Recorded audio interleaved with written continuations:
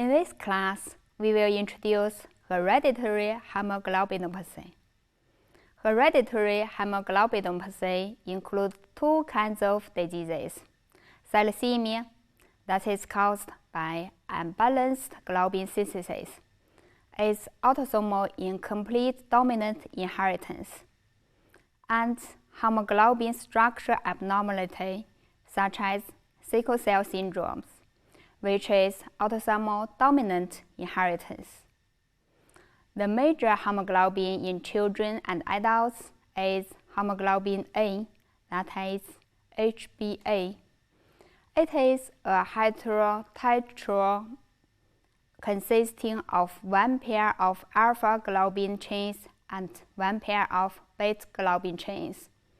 These chains are derived from two copies of the alpha globin gene on chromosome 16 and a single beta globin gene on chromosome 11.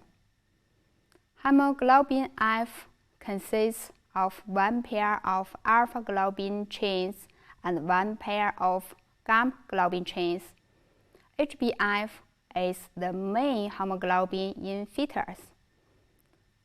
HbA2 consists of one pair of alpha globin chains and one pair of delta. It constitutes 2 to 3% of hemoglobin after 6 to 16 months.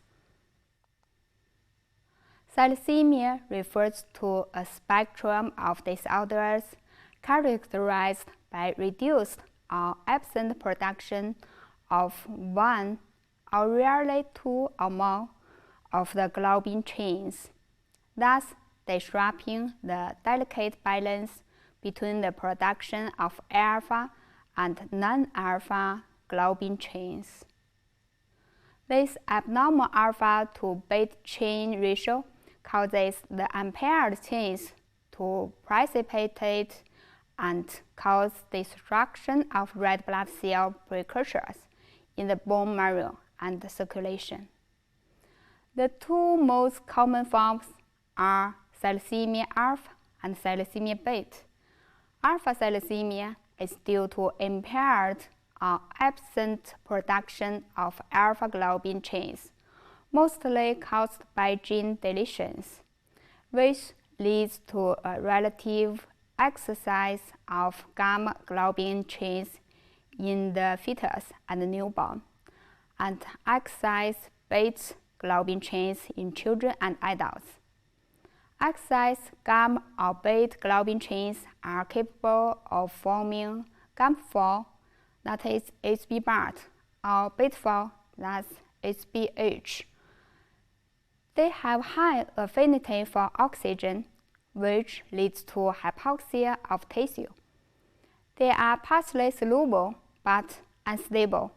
They may precipitate when they are exposed to damaging effects in the circulation, such as oxidants, leading to a variety of clinical manifestations.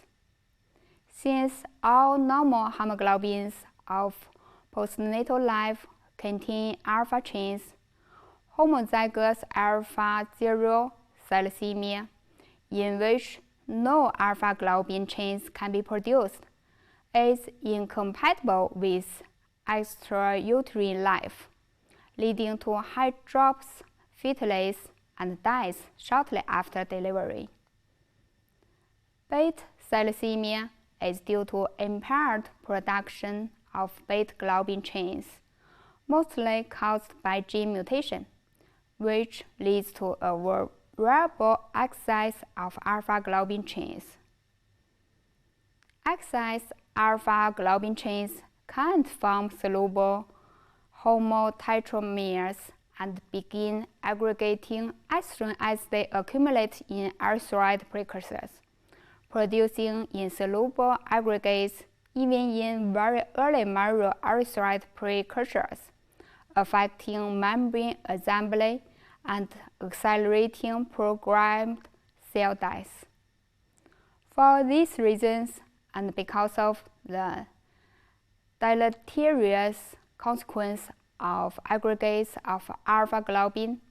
The clinical manifestations are generally less severe in alpha compared with beta thalassemia of comparable genetic severity, except for homozygous alpha thalassemia. Clinical features of alpha thalassemia can be divided into 4 types according to different severity. Hydrops fetalis and hemoglobin bars is caused by complete loss of alpha chain.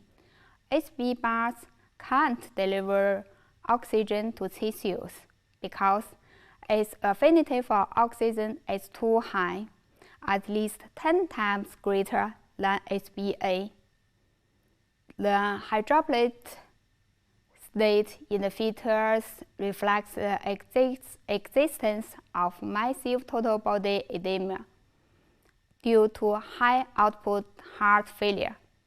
This always leads to fetal death. Hemoglobin H disease is caused by loss of 3 alpha chain genes. The genotype can be deletional with only 1 alpha or non-deletional with 1 alpha and 1 mutation alpha chain.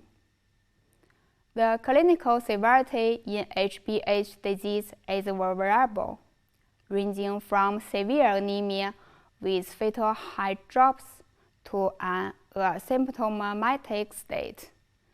Because HbH is readily oxidized, the red blood cells are susceptible to oxidant stress, such as infection or oxidizing drugs. The loss of 2 alpha chain genes causes alpha thalassemia minor. This is clinically mild condition characterized by mild anemia, hypochromia, and microcytosis without other clinically obvious manifestations.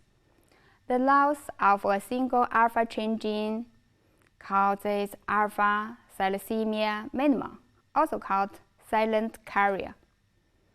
This is a benign carrier state. Affected individuals are not anemic. Their red blood cells are not microcytic, although mild hypochromia may be noted on the blood smear, and their hemoglobin analysis is normal. There are 2 beta globin genes, 1 on each chromosome. Beta thalassemia is caused by mutations in 1 or both of these genes. The mutations can result in reduced expression, usually expressed as beta positive, or complete absence of expression, expressed as beta 0.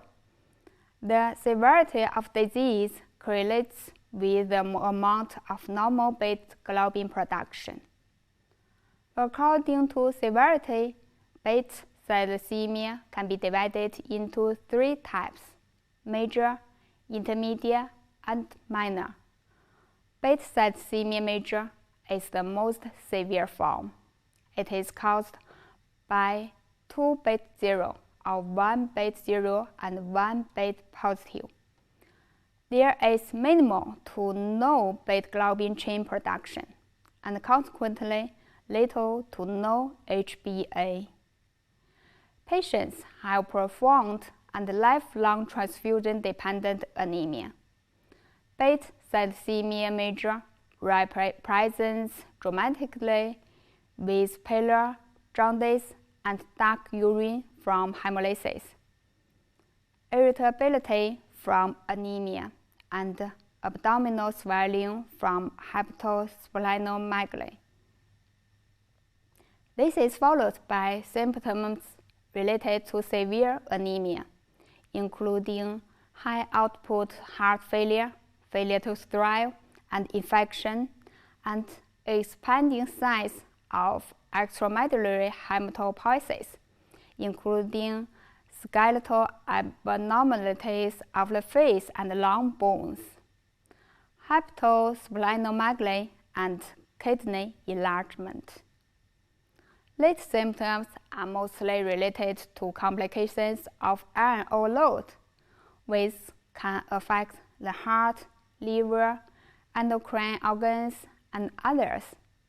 Beta thalassemia intermediate has the most heterogeneous of clinical presentations. It encompasses a range of individuals, from those with chronic hemolytic anemia who are not transfusion dependent during early childhood, but subsequently become transfusion dependent, to those with mild to moderate anemia who rarely or never require transfusions. Many of these individuals develop transfusion dependence later in life or require transfusions during periods of erythroid stress, such as infections or pregnancy.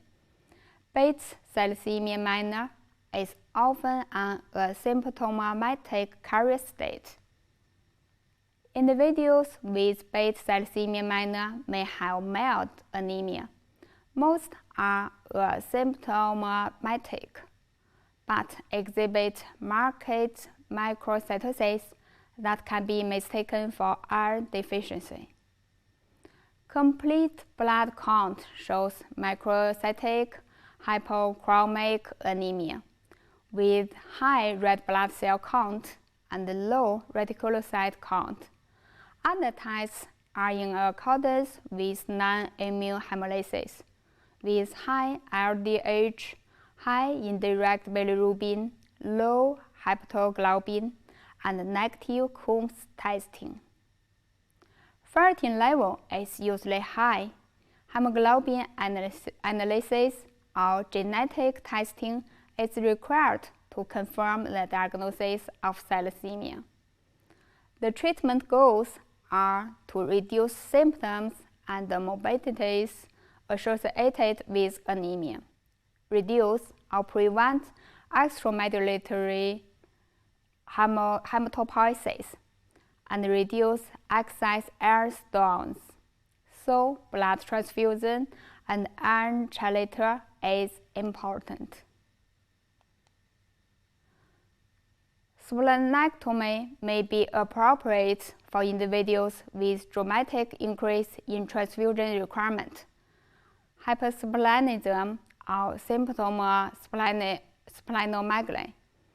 Allogenic hematopoietic cell transplantation is potentially curative therapy for thalassemia that may be appropriate for those with severe disease. Next, let's take a few minutes to introduce sickle cell syndrome. It is caused by mutation of 6 amino of beta chain from glutamate to valine. This leads to chains of red blood cell shape when they oxygenate into cyclin and become sticky. Vaso-occlusive crisis may occur, that is, ischemic pain by vaso-occlusion, even infarction. The worst is acute chest pain. Red blood cell was easily destroyed, causing hemolysis. You can see sickle cells in this picture. Screening tests include cyclin test and hemoglobin solubility test. Cyclin test is to see if red blood cells deform when met oxidant. Hemoglobin solubility of sickle cells is decreased. Hemoglobin electrophoresis and gene sequencing are the diagnostic tests. Prevent and treatment of vaso-occlusive crisis and infection control is important. Blood transfusion is helpful. Hydroxyurea is a kind of chemotherapeutic drug. It can induce synthesis of HbF and reduce sickle cells. Bone marrow transplantation and gene therapy are radical approaches. Okay, that's all. Thank you.